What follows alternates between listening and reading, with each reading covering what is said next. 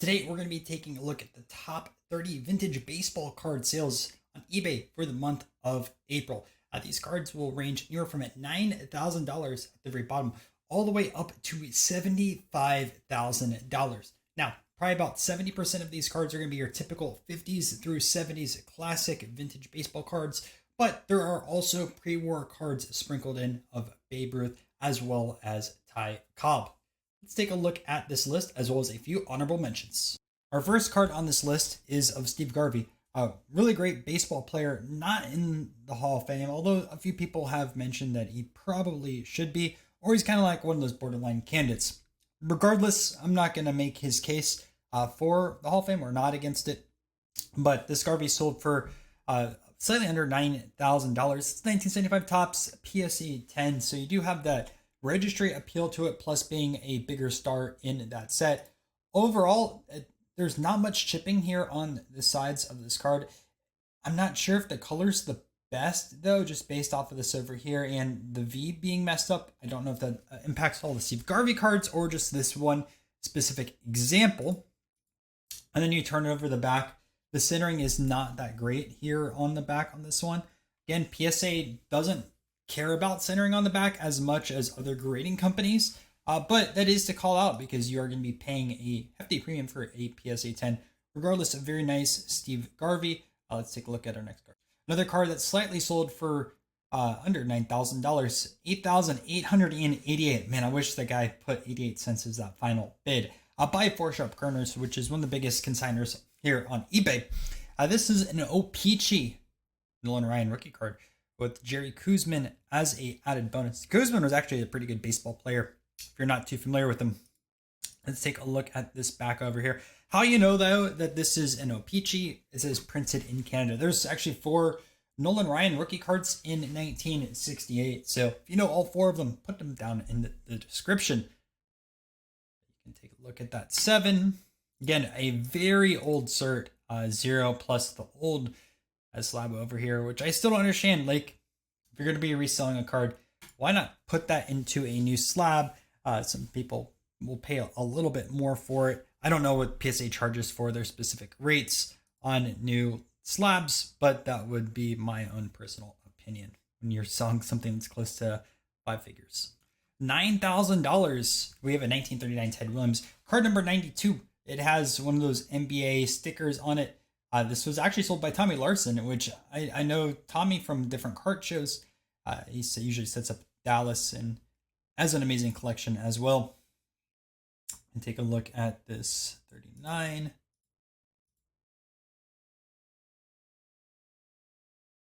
And I want to say like around $9,000 typically is where you see 5s and 6s around over there. But I could be wrong. I'm just kind of spitballing right now. $9,500 for this 1921 to 23 National Caramel E220 of Babe Ruth. Now this got an authentic grade. I assumed it's because it's trimmed. You can see how it goes like this on the right, but then on the left it's perfectly straight. So that has to be the reason. It has good eye appeal, which is a shame that someone at some point in time trimmed it. Maybe some paper loss here. I can't 100% tell. Sometimes there's like print defects on these, but yeah, it's a pretty clean back too, which is a shame someone ended up trimming it. But still close to 5 figures for this Ruth.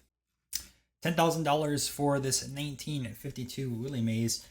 A really good centering. Sometimes I disagree with sellers putting on theirs like centered well. I think this looks pretty good. I mean, there is some centering issues top to bottom, you can tell there. But left to right, and overall for the 1952 series, which they tend to be pretty off-centered, I'll let this slide by. This one sold for, like I said, I think $10,000 off the top of my head. But, I mean, if I was going to grade it too, I'd probably give it a 4 as well. Maybe a 4 or 5. Pretty clean card. A PSA 9, Roberto Clemente, number 300 from 1966. This one sold for $10,164. Multiple registries competing for this card, whether you're a Clemente collector or you're trying to have the Master 1966 set, which those always push up both of those prices. This is a newer certification and pretty sharp corners on this one too. And we can turn it over to the back. Again, a little bit of centering issues, but we've addressed that. PSA doesn't care about back centering as much. I do though, my opinion, but still a super clean copy. 10,200, 1969 Topps Nolan and Ryan. Again, 4 sharp corners. They made the list quite a bit this week, but I take it over here to the back. Unfortunately, with the glare on this picture, you can't really tell how the edges are, which is kind of a shame. See, the glare kind of washes that out, but at least on the front side of things, the corners look nice and crisp. The first solo Nolan Ryan card where he doesn't share it with Kuzman. Some people like the 69 better, although the 68 Topps and high grades will outsell the 69, but still a fantastic card. Other thing to take a look at is a circle over here. They tend to have print defects on it. You can see that there's some print dots over here in general, but you will see that, and sometimes the image is not clear on these cards. All right, $10,901. I talk about the centering on the 52 Topps. I mean, you compare this to the maze that just got a 4 that we covered. I'd much rather have that maze that's well centered in comparison to this one that may have sharper corners, but it looks like there's some type of ink defect over here too with this Jackie Robinson. I will turn this over here to the back. It's been shifted quite a bit, but Jackie is always really popular. A lot of people want the 52 Jackie, Mays, and Mantle, and I'd put Eddie Matthews also. I mean, they've rounded that out. Some 4 of the biggest cards within that set. All right, $11,000 for this Stan Musial. Old label, but it has been updated over here. You can see the lighthouse that starts with the 02.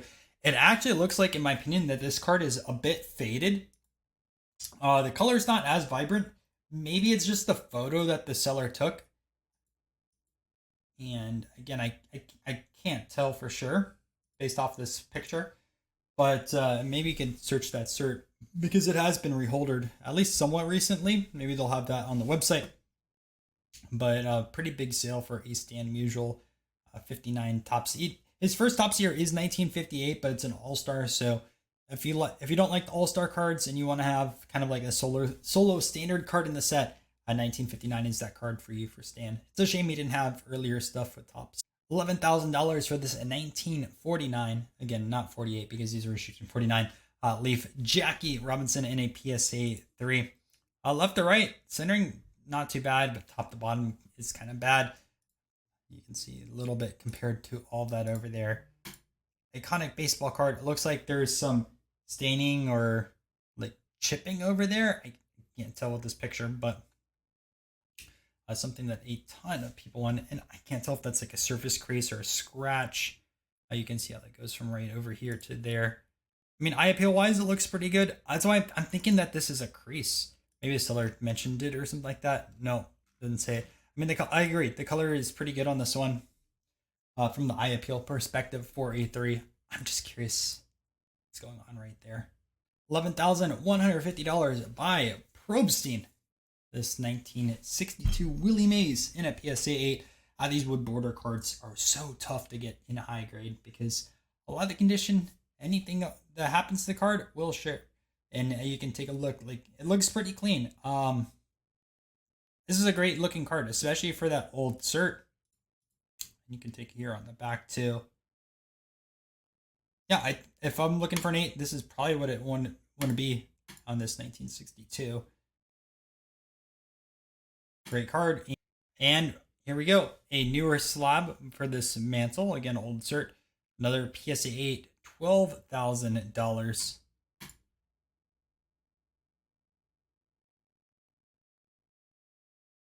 Look at that. By a fair assessment too. Around that 8-ish grade. There's a little chipping right over here. A little bit. And I think actually the other card was a little bit cleaner overall. Mantle always outsells me, so being very close together in price kind of surprised me between these two cards. I'd be curious what some of the historical data shares. $12,500, 1954 Eddie Matthews. I think this is the first time Matthews has been on this unless his 52 Topps has made it, which they're kind of tough to find because it's the last card in the set. Regardless, great centering on this card as well. And I like the 54 Bowmans. I wish there was a picture of the back, but that is also me nitpicking. $14,000, 1955. Sandy Koufax in an SGC 8. In the back, some type of print dot right over there. Sharp corners overall. Pretty good color. Nice copy. Slightly under $15,000 for this 1933 Babe Ruth Goudy. One of his 4 images from the set. I am going to nitpick a little bit over here. Rare grade. It's not a rare grade. Sorry. Again, that's just me nitpicking because they'll say stuff. It looks like there's something going on with the card here. I can't 100% tell. And it has pretty rounded corners on this copy. I don't think this gets a 3 today.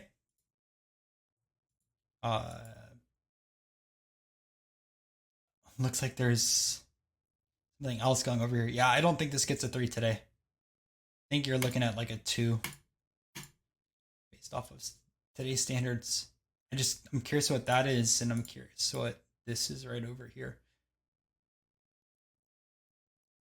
But either way, one of the most popular cards in the set. It actually might be something with the case. You can see that this case has some marks over here.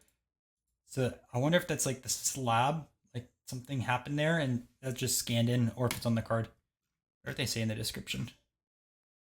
Extremely rare. It's not rare.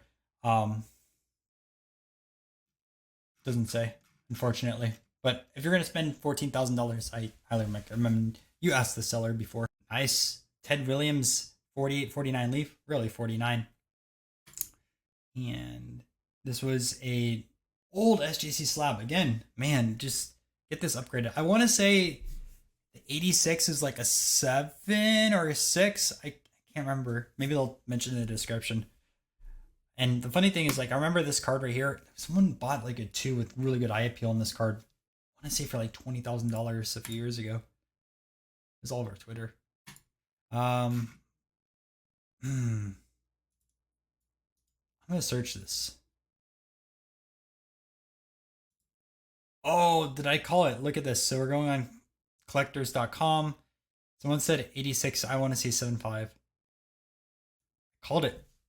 I said 7.5, and there you go, 7.5 right on the dot. 84 is a 7. Yes, someone needs to get that reslabbed, especially at this price point for a card. There's no reason to have it still in that old slab if you're going to go sell it. Also at $15,000, we have a 1926 through 29 exhibits Babe Ruth. Now this is a different color also on here, and let's take a look at the back. Clean postcard. No stamp, although I don't mind if it has stamp and writing on it, but from a technical perspective, you're not getting a 3.5, you're getting a 1.5 or a 1.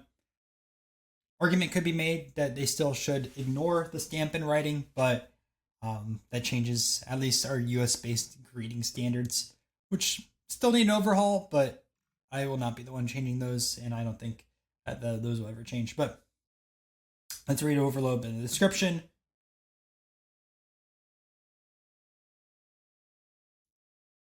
"1926 season is a sports trading card type. This has 26.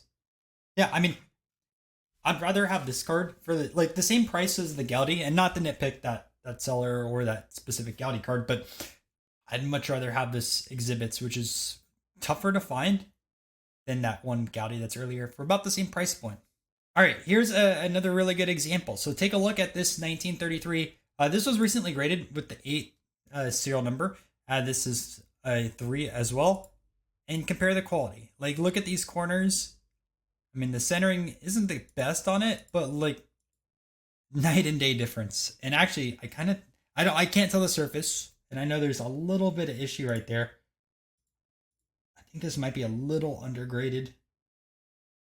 It's a great looking card though. Really, really good looking card for that Babe Ruth.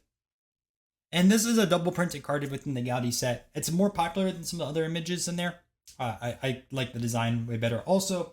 But this was the reason why there's the Nap Lajoie in 1934. This card was printed twice on the sheets, and I still think it's an iconic image. That's the first image I think of when I think of a 33 Gaudi Ruth. But I do like this one. The 3 here is eye appeal wise really, really good and really strong. All right, so 15,500 for this raw 1954 Hank Aaron. I've seen a few of this cards from the seller before. So it looked like the guy bought a collection and is just selling each card one by one, but is kind of advertising it through some of the other stuff on here. You can take a look at some of the other stuff they picked up. I'm not sure which one of these Aarons was offered on these. I mean, they look really clean, but you can take a look at the description over here. It's only card being offered in the sale. Please check the other auctions over here. And there's more information over here. So this would go into the, not the pre-grading, but at least the authentication side of things. With that, I mean, you're taking a big risk at like spending $15,000 for a raw Aaron. You really have to take a look at the grading scale and take a look also what some recent comps are. I'm not doing that in this video, but to really weigh that type of decision on this Hank Aaron, I think at that type of price point, you need to get stuff graded. But I understand the appeal of taking that little bit of a risk, both from the selling side. Like if you want to maximize your sale, you need to get a card graded. And I understand grading's not perfect. There's stuff that's undergraded, overgraded, misrepresented. Get it. But regardless, this will not be the only 1954 Aaron on the list this week. There's actually an autographed one that sold for more, but I count autograph cards and just individual solo cards differently. But definitely want to highlight this one. 15,700. Old Cert 043. Take a look at this, man. It has some staining over here.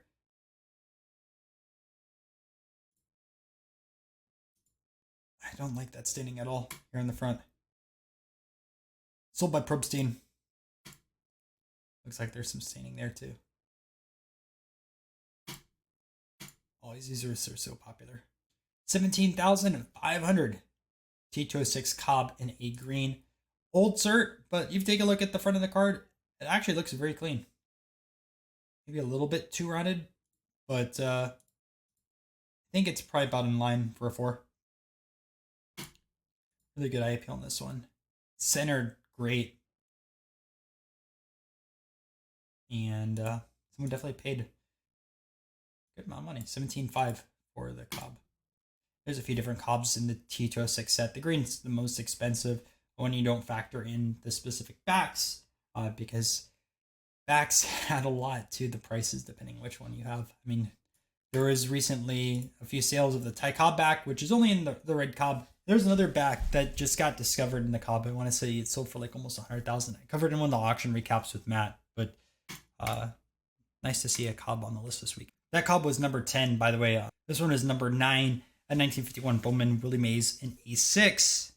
This one sold for $20,000 SMR. I want to say I've also bought from SMR at a card show before. There's probably a few other sellers that I've gone through and I've purchased cards from them before at shows. Centering is kind of messed up on this card. It's been shifted down to the right, and maybe that's why I got the 6th grade. And if you look at the corners, they tend to be pretty sharp on this card. And again, sometimes these PSA slabs, when they're scanned, it's tough to see full condition. But just based off of how they were designed. Up next, we have a 1967 Rod Carew rookie in a PSA 9. Sold for $26,000. Again, no back picture. Big pet peeve of mine. But, really, really clean example. $30,000, 1969 Mantle in a PSA 9. This is the easier of the two cards to find. There's also the white letters on here. I can't tell if there's some print defect issues on this black outline or if it's just slab issues. You can see, like, I want to see it's a slab scratch or scratches. Looks pretty nice overall though. Let's see if they mention over here. Nope, doesn't say. Yeah, I'm thinking that's a slab scratch.